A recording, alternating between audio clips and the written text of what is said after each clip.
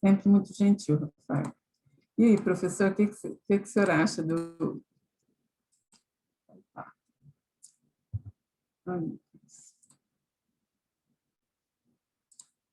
Oi. Está bem interessante essa fala, né? Uma coisa que gente como autor, né, como pesquisador, né, tem que se preocupar, né? Óbvio, né? Todo mundo pensa, o referencial teórico é importante, a proposta metodológica é importante, né? De fato é. Mas o que dirige, né? Assim, acho que complementando a fala do colega, né? O que dirige tanto o referencial teórico e o que dirige a proposta metodológica? É a questão de pesquisa e objetivos, né, do trabalho. Então, é interessante, né? Eu tenho que trabalhar com o estado da arte na parte de teoria, né? A proposta de referencial teórico, né? Mas não posso deixar de esquecer os autores seminais. Então, fazer, às vezes, uma linha do tempo é importante. Às vezes, você vê trabalho que fica estagnado, né? Para num autor, né? Ou fica só naquele seminal, e, olha, quem veio depois? E, às vezes, o contrário, né? Pessoas que escrevem sobre um determinado tema, mas não vai na raiz. Então, precisa ter esse balanceamento, né? Uma boa dica que eu dou sempre, né, para você ter esse termômetro, vamos assim dizer, né? Se o meu referencial teórico está bom, se a minha proposta metodológica está boa, né? Gente, tem aí o que a gente chama, está disponível, né? A matriz de amarração do professor Mazon, da UTE, alguns chamam de matriz de validação, né? No Mackenzie, nós temos uma variação dessa matriz, que a gente chama de matriz de validação. Você coloca lá e você tem, numa folha só, você vê tudo, né? Do desenho, da arquitetura do teu trabalho, né? Então, é importante a fala, né, do colega anterior, dizendo, né, olha, a teoria eu tenho que trabalhar o estado da arte, mas também usar os seminais, né? E a proposta metodológica também deve atender, né? O meu trabalho é qualitativo, é quantitativo, ele é exploratório, é descritivo, qual foi o meu instrumento de coleta, qual foi a técnica de análise, e tudo isso, né, acaba vindo, né, de alguma forma, acaba derivando, né, da sua questão de pesquisa e objetivo, né? Então, a gente parece que esquece disso, né? De fazer, né, essa amarração, né? Olha, qual é a minha questão de pesquisa ou quais são os meus objetivos, né? Se eu propuser o objetivo e não a questão, né?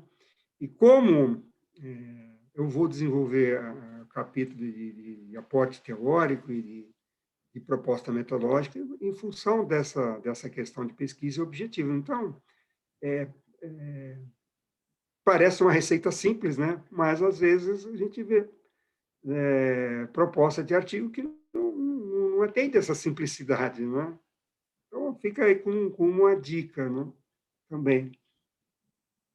Bom, deixa eu voltar agora no áudio da professora Alessandra. Olá, eu sou a Alessandra Costa, sou professora da área de organização de Viagenda PUC-Rio. E a professora Cíntia, muito gentilmente, como sempre, me convidou para falar brevemente, né, com vocês quais seriam os 3 principais pontos relacionados com o processo de avaliação. Né? Então, estou aqui para isso. Eu queria começar dizendo que eu sou professora e coordenadora do programa de pós-graduação na Viagenda PUC-Rio. E eu também faço parte de comitês editoriais, né, e sou avaliadora de diversos periódicos nacionais e internacionais. Eu também estou sempre avaliando, né, projetos, né, para as agências de fomento, né, sejam as nacionais, CNPq e CAPES, mas também a agência de fomento do meu estado, que eu sou do Rio de Janeiro, então é a FAPERJ. E, principalmente, eu também envio muitos trabalhos, né, para serem avaliados, seja na forma de artigos, né, para congressos, para revistas, seja na forma de projetos buscando fomento, né, dessas mesmas agências. Eu fiquei pensando, né, assim, o que eu poderia dizer para vocês muito brevemente, né, sobre o que para mim seriam assim, os 3 eixos principais. Eu acho que o primeiro é sempre a gente tem em mente, antes de fazer um processo de avaliação, a gente tem em mente qual é o propósito daquela avaliação. Né? Eu acho que as avaliações para o congresso têm um propósito, as avaliações para periódicos têm outros, as avaliações, né, dos artigos, né, convidados têm outros. Então, eu acho que a gente precisa primeiro saber qual é o propósito da avaliação.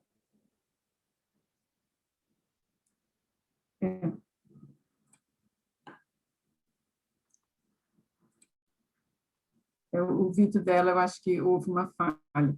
Mas eu acho que é importante essa fala da Alessandra para a gente entender que um artigo, quando ele é avaliado para um congresso, ele é diferente quando ele é avaliado para um periódico, né? Porque o congresso, ele não é uma publicação definitiva. O congresso é talvez um momento de discussão, de melhoria daquele artigo, né? Daquela proposta. Os eventos, né, têm uma função, tem várias funções, mas uma delas é essa, né, de ser um espaço para discussão mais aberta, porque o artigo é aprovado, ele é apresentado numa sessão que tem mais pessoas ali para poder fazer contribuições. É diferente do artigo que a gente considera uma publicação definitiva, que é no periódico. Tá? Então, eu tenho que ter isso em mente. O rigor, né, que eu aplico numa avaliação, num parecer de um evento, não pode ser, de um periódico, não pode ser o mesmo que eu vou fazer, que eu vou aplicar no evento.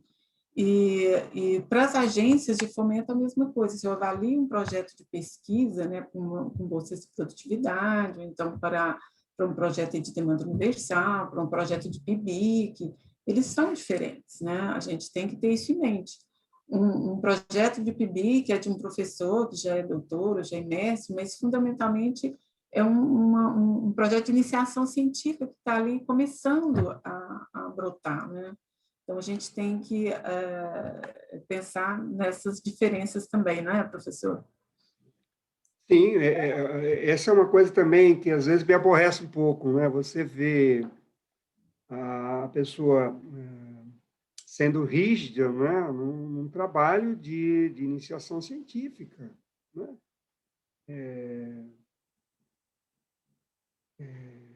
Também em trabalho de congresso, você falou bem, trabalho de congresso é uma produção, né, que você, lógico, você não vai, né, fazer vista grossa, tem que apontar. Eu acho que onde tem problema, o que você identifica uma causa, né, uma possibilidade de melhoria, indicar, né? Mas às vezes a questão, o rigor precisa ser dosado, né? A gente tem, né, trabalhos, né, que são enviados para congresso, né? No congresso, na avaliação você já recebe feedbacks, é legal quando você recebe bons feedbacks, né? Não importa se nem sempre são elogios, mas às vezes feedback que você reflete e fala, poxa, você tem razão, podia ter melhorado, né? E no congresso você ainda tem a chance de você receber, trocar ideias, né? Isso o autor, os autores têm que saber aproveitar, né? E às vezes a gente vê que isso não acontece. A gente tem fast track, né? A RAM tem, né? Várias revistas têm fast track, né?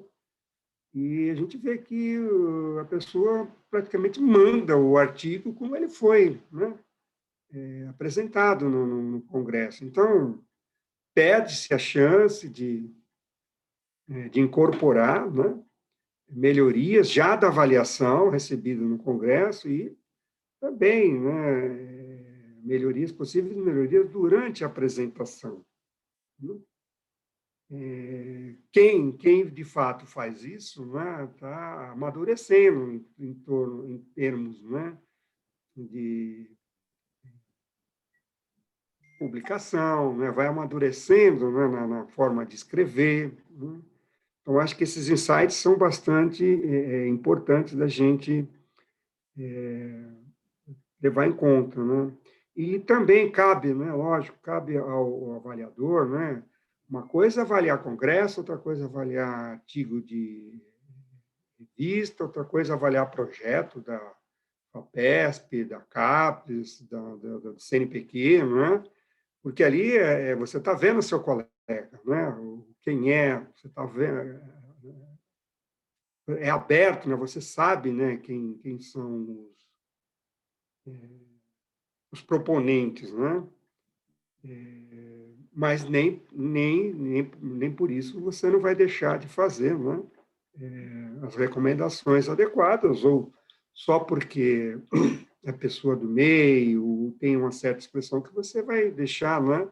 Vai ser elogioso quando não, não deveria ser, né? Então, eu acho que isso é bastante importante, né? É a consciência do avaliador, né? Da contribuição, de fato, que ele pode dar em qualquer, né? Em qualquer circunstância, qualquer tipo de trabalho, né? Mas, às vezes, a gente precisa dar um pouco de cuidado com o rigor, né? Dependendo do trabalho, né? E a gente está avaliando. Bom, vamos ouvir aqui mais.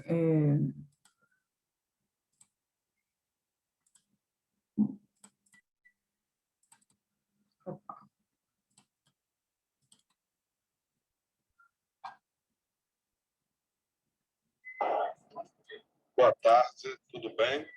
Meu nome é Jair Nascimento Santos, eu sou editor-chefe da revista Gestão e Planejamento, uma revista que já existe há 20 anos e é do programa de mestrado em administração da Universidade de Salvador, Unifax. Muito bem. A Cíntia me pediu comentário sobre o que é um parecer colaborativo. Nesses 20 anos, né, de editor da revista Gestão e Planejamento, observo que, ao longo do tempo, tem melhorado a qualidade dos pareceres dos avaliadores, e esse parecer que tem, né, ganhado qualidade tem, primeiro, uma característica que tem aparecido, que é a de agradecer ao autor pela oportunidade de ter avaliado aquele trabalho. Em seguida, aponta, né, em cada um dos itens que estão identificados no parâmetro, né, de avaliação, se dedica a cada um daqueles itens e vai indicando, né, vai comentando o que viu e o que poderia ser considerado uma forma mais adequada. Sinalizam também o que falta, né, trazem contribuições teóricas, né, ou seja, indicam outros autores para serem referenciados naquele trabalho. O texto, né, tem sido muito educado, né, muito atencioso, né, tem avaliações, né, que têm assim, uma extensão bastante significativa. Entretanto, não é uma fita métrica que vai perceber a qualidade de um parecer, mas a forma como é abordado. E esse colaborativo tem muito a ver com o que o avaliador propõe, sugere, né, para que aquele artigo ganhe qualidade. É diferente.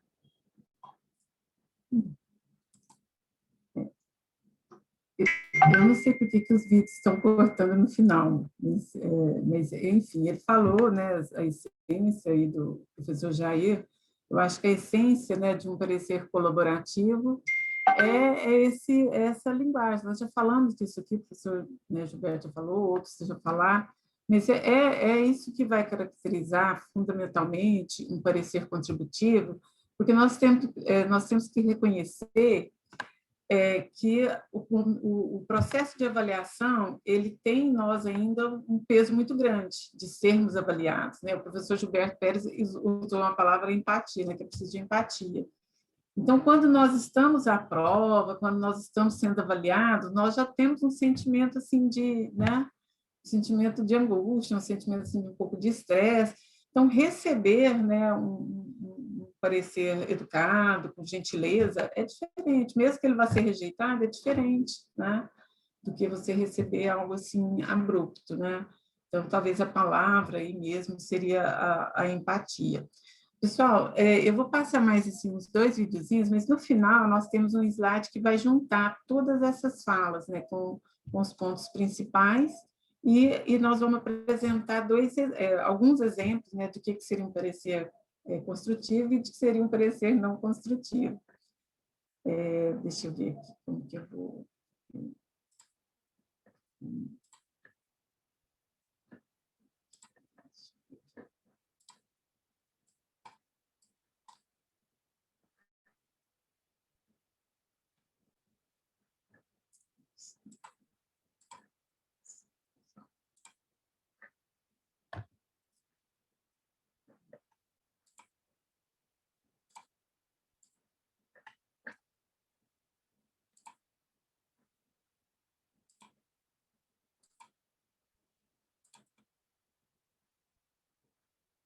Boa tarde a todos e a todas.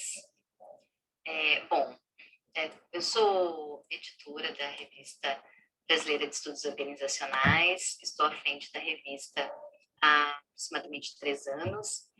E, bom, para responder rapidamente a pergunta, né, do que é importante para ser um parecerista, né, pensando no fluxo e das exigências para se ter uma revista bem qualificada, bem avaliada no país, eu considero que tem algumas coisas que são importantes se observar.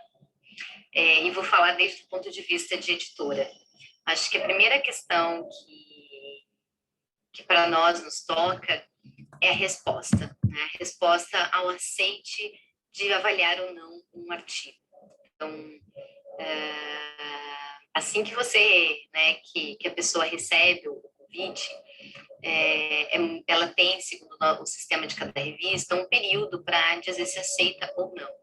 Eu acho que é muito importante nós termos em mente que dizer não não é feio. E por que eu digo isso? Porque às vezes os pareceristas recebem o convite e ficam 2, 3, 4 semanas sem dar retorno, às vezes nunca dão retorno, e a gente aguarda esse retorno até então passar a tarefa para uma outra pessoa, né? Eu pessoalmente falando, acho que é importantíssimo uma resposta ágil para que a gente possa fazer essa passagem para um segundo, terceiro avaliador, e isso não traz nenhum prejuízo à pessoa que não pôde aceitar o convite. Porque todos nós somos acadêmicos e acadêmicas, sabemos como estamos sobrecarregados de atividades, e enquanto editora, para mim, isso não nada impacta, uma resposta negativa e nada impacta, né, na questão futura de submissão de artigos dessa pessoa que negou a possibilidade de fazer o parecer. Pelo contrário, acho que quando você diz que não pode... Infelizmente está cortando. Bom, o que a senhora acha disso, professor? Que essa é uma questão importante também, né? O tempo que a gente demora para, né, para dar resposta. O que a senhora acha? Tem muitos problemas com isso? O som, professor? Professor, o som? Tem sim, desculpe aí, eu tenho aqui um relógio daqueles de antigos, então quando ele toca, dá uma... Eu gosto da música, mas às vezes é um pouco alto, então eu ponho no mudo aqui, só preciso me lembrar de desativar. A gente tem problema, sim, às vezes, né? O Flávio é testemunha disso, né? Às vezes, no quarto, o quinto convite, a gente tem o aceite, de fato, né? Então, várias pessoas, né, declinam. E uma coisa triste é ver, às vezes, sabe? Eu entendo o que a professora falou, é interessante, né? Se você não tem, não pode contribuir, tá certo, tem que declinar. Não é minha praia, não, ou às vezes, mesmo na questão do método, né? Eu esqueci de mencionar, né? Eu trabalho relativamente com os dois métodos, né? Até porque a minha tese foi quali e quanti, né? Então, quanto a isso, para mim não tem diferença. É importante fazer bem aquilo que você escolher, né? Quanto ao método, porque tem muita gente que parte do princípio que quali já tem suspeita, né? Mas a questão é com relação ao declinar, né? É triste, às vezes, você vê pessoas que têm artigo aprovado na revista declinar, sabe? E trabalham muito próximo da área, né? Da linha do trabalho que ele submeteu. Eu raramente declino de artigo, né? Às vezes, quando eu tenho, estou mesmo agora com 2, estava com 3, né? Estou com 2 artigos, aí um da RAUSP, né? Posso falar, não tem problema, é uma revisão, né? Então, é uma segunda, né? E tem um outro de fora, né? Que eu pedi, olha, eu posso avaliar, mas eu preciso, né? Porque hoje, antigamente, se pedia um mês, né? Hoje em dia tem algumas revistas que estão pedindo 3 semanas, né? Então, acho que é mais honesto você, às vezes, né? Na tentativa de contribuir, falar, tá bom, eu posso contribuir, mas eu tenho esse espaço, né?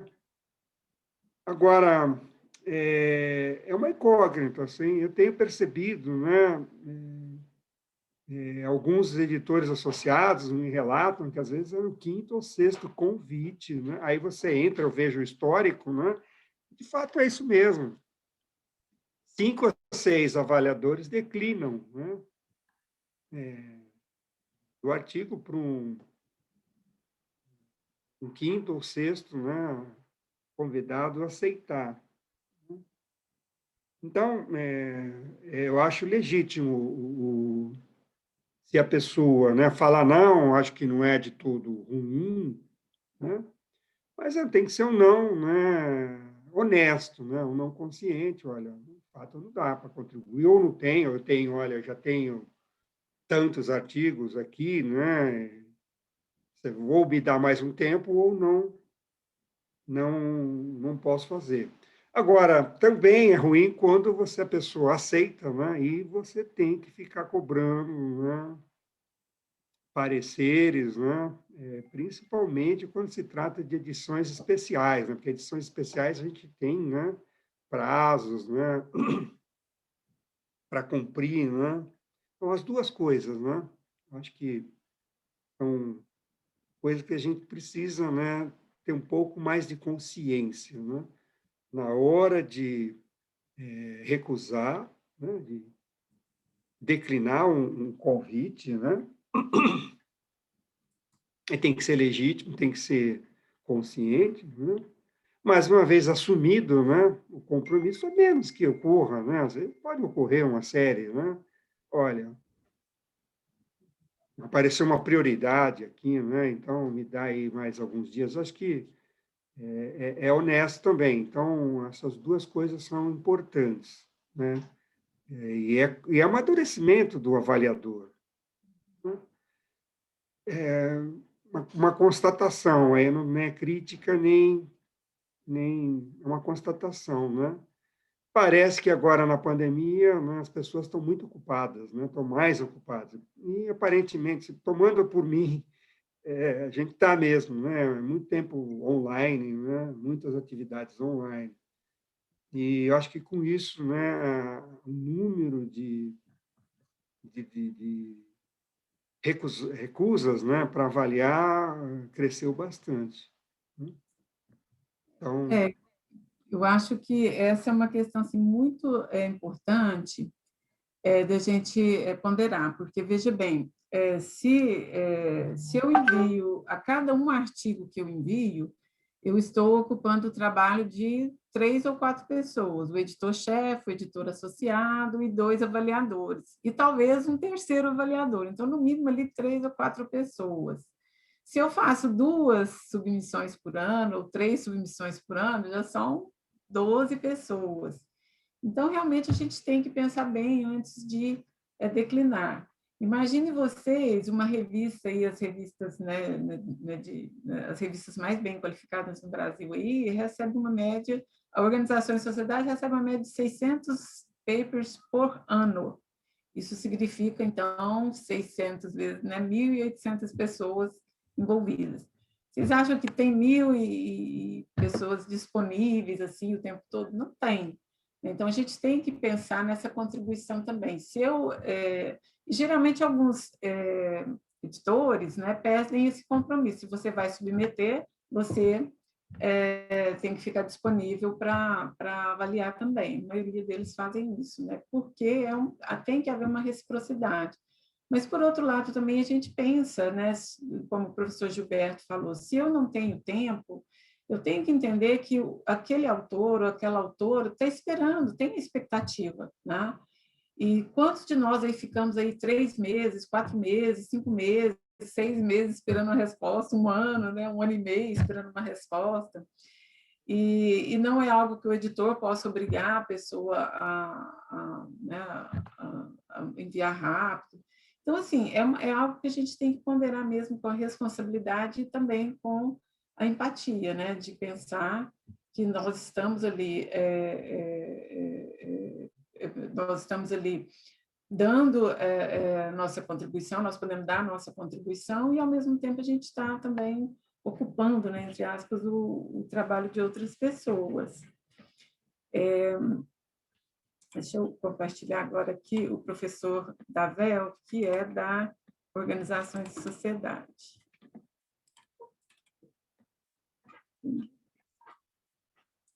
Olá, aqui é Eduardo Davel, editor da revista Organizações de Sociedade, para refletir um pouco sobre o que é uma avaliação construtiva, né? Ou seja, que estimula a reflexão dos autores de forma a realmente avançar, né? Melhorar o trabalho acadêmico. Ao meu ver, a principal característica que ajuda nesse processo é a empatia. Então, uma postura empática dos avaliadores ou das avaliadoras ajuda o avaliador, a avaliadora a se colocar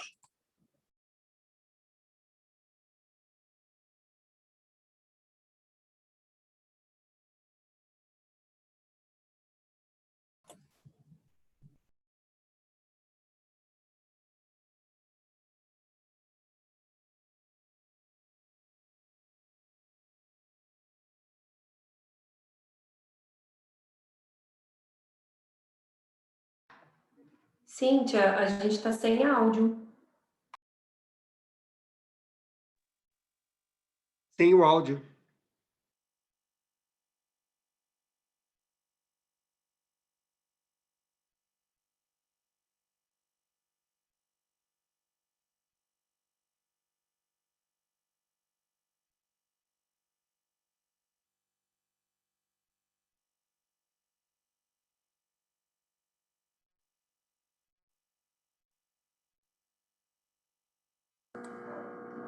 O que o senhor acha, professor, da fala do Davel? Ficou bem sem áudio, Cíntia. Está me ouvindo? Está me ouvindo? Estou ouvindo. Ficou muito pouco com áudio, né? Mas ele falou uma palavra-chave que eu tinha comentado antes, a questão da empatia, né? De realmente fazer algo, né? Propor algo, né? Que se colocar no lugar da pessoa, né? Quer seja, né, no sentido de aprovar ou de reprovar, né? Aprovar e reprovar é a consequência do que vem antes, né? Mas o que vem antes, né? Como você elabora, né? que vem antes para você? Alguém está falando que não ouviu o áudio do último vídeo, né? Agora estão me ouvindo? Está tudo bem? Não, ouvi, agora a gente ouve. Mas o vídeo, ele para justamente nessa parte que fala da empatia. E aí, depois não voltou mais o áudio para a gente. Exatamente. Vamos ver. Organização e sociedade, para refletir um pouco sobre o que é uma avaliação construtiva, né? Ou seja, que estimula a reflexão dos autores de forma a realmente avançar, né? Melhorar o trabalho acadêmico. Ao meu ver, a principal característica que ajuda nesse processo é a empatia. Então, uma postura empática dos avaliadores, das avaliadoras, ajuda o avaliador, a avaliadora, a se colocar na posição, na postura dos autores. Ao fazer isso, quem está avaliando não se preocupa mais ou não se prende mais às suas próprias teorias, aos seus próprios desejos ou aos seus próprios critérios do que é ciência ou do que é certo, do que é errado. Mas leva em consideração o contexto, um conjunto de propostas, né, que caracteriza e particulariza, às vezes, muitos trabalhos. Então, ter essa postura empática, ao meu ver, ajuda muito na qualidade dos pareceres, porque quem está avaliando não está avaliando. Olha, eu não sei o que houve. Eu transferi os vídeos para o Flávio e ele colocou nas nuvens. Eu não sei se cortou alguma coisa, porque para mim aqui eles estão completos na minha gravação, mas enfim. Mas é bem essa ideia mesmo. Eu acho que a palavra empatia, né, ela resume bem esse colocar-se no lugar dos autores, né? Então, eu, como autora, o que eu espero no meu paper, né? Além dele ser aceito? Eu espero que ele tenha contribuições para prosseguir, né? Para prosseguir, a gente prosseguir no desenvolvimento.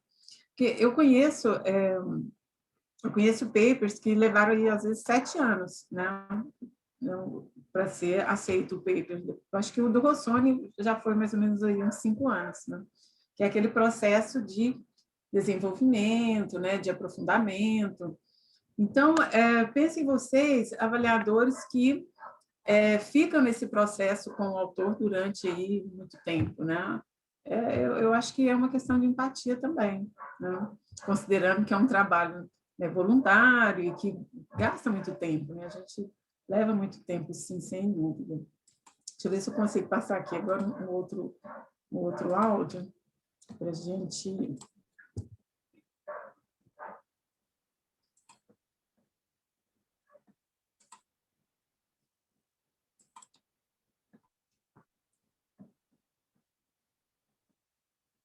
Olá, eu sou Sandro Cabral, professor clínico da UFBA. Estou aqui a pedido da professora Cíntia fazer um breve relato sobre o que se espera de um parecer.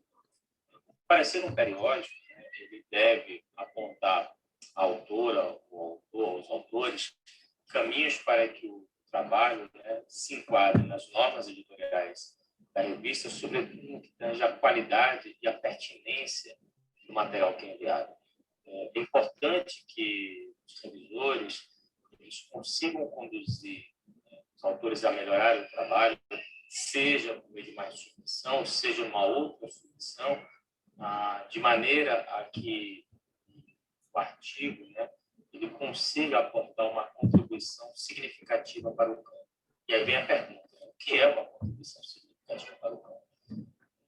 A contribuição significativa do campo ela pode ser resumida como aquilo que o leitor ainda não sabe e que seja relevante para o campo. Então, é preciso que o trabalho consiga aportar elementos que sejam desconhecidos até então. Um mero teste de uma teoria já consolidada não é visto como contribuição relevante para boa parte das revistas de ponta. Cabe ao parecerista o aparecerista, guiar autoras e autores ao longo desse processo. Então, o papel do parecer é muito importante no periódico científico. Qualquer coisa aqui, estou à disposição, se precisando de mim, estou às ordens. Muito obrigado. Olha, esse vídeo ficou completo. Deixa eu tentar aqui.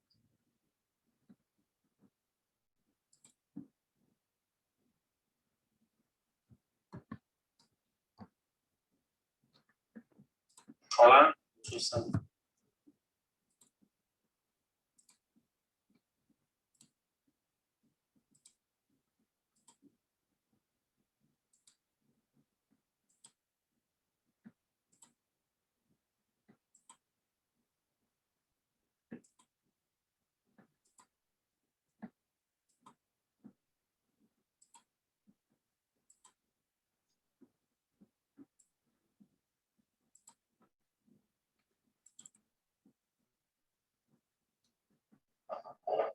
Bom dia, pessoal. Eu estou fazendo esse vídeo a pedido da professora Cíntia Rodrigues, em que ela convidou alguns editores para poder falar um pouquinho do que seria um parecer contributivo, ou seja, um parecer que ajude os autores a poder, autores e autoras, poder melhorar a qualidade do trabalho. Então, vou falar um pouquinho da minha experiência bem breve, do que eu acredito que seja um parecer contributivo. Espero que isso ajude vocês a terem um pouco de maior senso sobre como contribuir no processo de revisão, que afinal esse é o objetivo do curso que vocês estão fazendo. Como editor, na minha opinião, o parecer contributivo é aquele que foca no conteúdo, no artigo, em que não fique tanto preocupado com os aspectos formais. Até o periódico, ele lida com essa parte, além do trabalho da revisão. E nessa questão de focar no conteúdo, além de o revisor ter que conhecer o conteúdo, os aspectos que ele está tratando, ele tem que ser claro, objetivo e específico nas contribuições. O pior de um parecer é quando ele é extremamente genérico. Então, no caso, para você poder contribuir com o autor, que ele possa fazer aquilo que ele espera, aquilo que o revisor espera, você tem que ser o mais específico possível. Então, se um parágrafo não está suficiente, o que não está suficiente? Se determinado conceito não está bem explorado, o que não está sendo bem explorado? Não somente isso, quais são as sugestões que você, como especialista no tema, poderia dar para que ele pudesse melhorar o trabalho? Então, nesse caso, ser específico, claro, e auxiliar ao autor em quais aspectos pontualmente ele pode melhorar, é a melhor dica que eu posso dar para ter um parecer contributivo. Nesse caso, também vale a pena assumir a ignorância. Se, porventura, alguns aspectos o revisor desconhece e não tem segurança suficiente para poder tratar daquele tema específico, ele deve deixar isso muito claro, tanto para o editor, em menor grau para os autores, como para a revista e para os demais. Sim, o pessoal também cortou no final. Enfim, eu penso que agora a gente já tem um resumo, né, do que seria esse parecer contributivo ou construtivo. E eu acho que o objetivo maior aqui do Flávio é com a formação de avaliadores para o EGEM. Tá? Então, acho que a gente já deixou assim clara a importância, a responsabilidade, né, de fazer os pareceres. Imagine vocês, o ENAMPAD recebeu mais de 3.000 artigos. Cada revisor só revisa 4 artigos. Cada artigo... É 4, né? Até 4. Até 4. E cada artigo demanda 2 revisores. Então, vejamos assim que são muitos artigos, é um trabalho muito... É um trabalho imenso, né? Então, precisamos de avaliadores, mas precisamos, eu acho que a gente deixou bem claro aqui que a academia precisa de bons avaliadores, né? De pessoas que realmente vão contribuir, né, com a avaliação desses artigos no evento e que esses artigos sejam discutidos e que vão, então, caminhar para uma publicação definitiva e assim a gente ter esse, né, ampliar o conhecimento, ter inovações, aí, contribuições teóricas e práticas.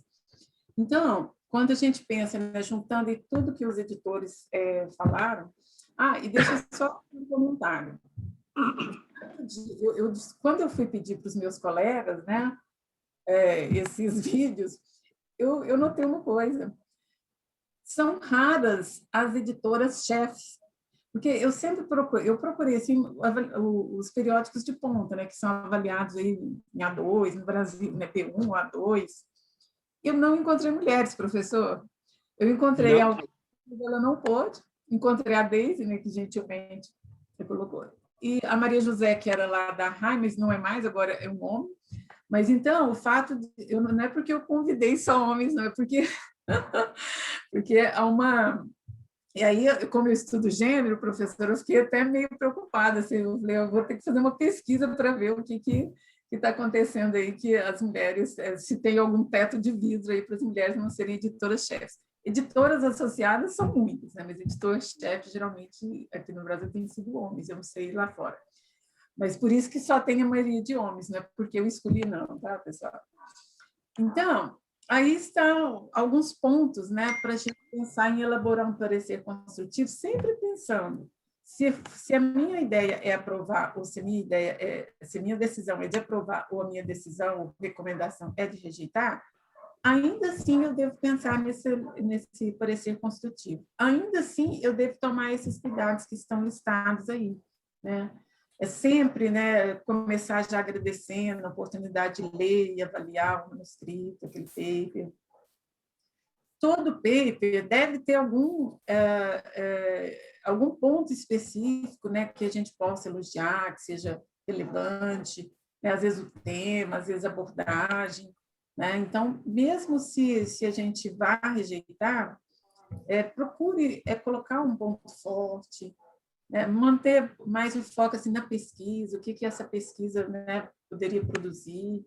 Porque se a gente pensa assim, nas contribuições, né, que esse artigo terá, então, qual que é o foco da pesquisa para a gente compreender isso?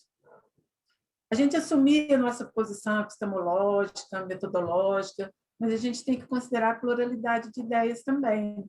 Então, se é porque a minha perspectiva é crítica e eu eu vou avaliar um trabalho funcionalista, não é por isso que eu vou desconstruí-lo, né? Eu tenho condições de avaliá-lo e contribuir para que ele se desenvolva sem impor a minha perspectiva, a perspectiva que eu adoto para os meus trabalhos, né? Estruturar os comentários, não ficar falando assim, coisas evasivas, né? Dar uma estrutura para o autor ou a autora receber aqui de uma forma mais consistente. Isso. Indicar pontos fortes, indicar fragilidades, apontando isso claramente. Olha, o texto tem muitos equívocos em português, aí a gente não aponta nem um equívoco, nem um erro, então fica solto, mas onde que está para eu corrigir, né? Ofereça sugestões para cada aspecto que tiver que ser melhorado, vamos oferecer umas sugestões. Para isso, eu volto a repetir, a gente precisa conhecer do assunto, a gente precisa conhecer o campo empírico, né? Sugerir obras ou artigos, né, relevantes que não foram considerados no texto. Então, se é um trabalho sobre poder nas organizações, e a pessoa não citou os principais autores, então eu tenho que sugerir essas obras, né? Não porque eu gosto delas, mas porque foram os fundadores dela no campo, né? Apontar algum equívoco conceitual, teórico, equívoco na redação, nos métodos. Caso o artigo não ofereça contribuições, às vezes o autor não colocou ali, a gente pode sugerir, porque se nós temos esse aprofundamento, se nós conhecemos o campo empírico, se nós conhecemos o campo teórico, vamos sugerir algo, né, para esse paper contribuir. Porque é isso que nós esperamos, é para isso que nós construímos o campo, né?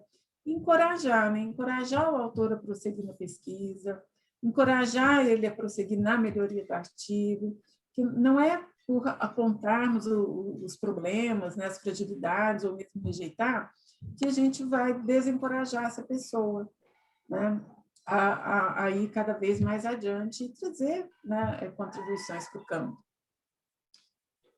Quer falar alguma coisa, professor? Está no mute. Novamente. Desculpe. Aí tem todas as boas recomendações, né? Não sei se daria para agregar alguma coisa a mais, né? Começar agradecendo é importante, né? Isso está acontecendo mesmo. É interessante, né? Não sei se alguém espalhou aí aos quatro ventos essa boa prática, né? Isso é uma boa prática, né? Vários autores têm, né, colocado, acho que nesse o exemplo que eu passei para vocês, tem, né? Pessoa começar agradecendo a oportunidade de avaliar o artigo, né? É interessante, né? A pluralidade de ideias, às vezes porque eu gosto de quantitativo, pegar um trabalho qualitativo, né? Torcer o nariz, né? Então,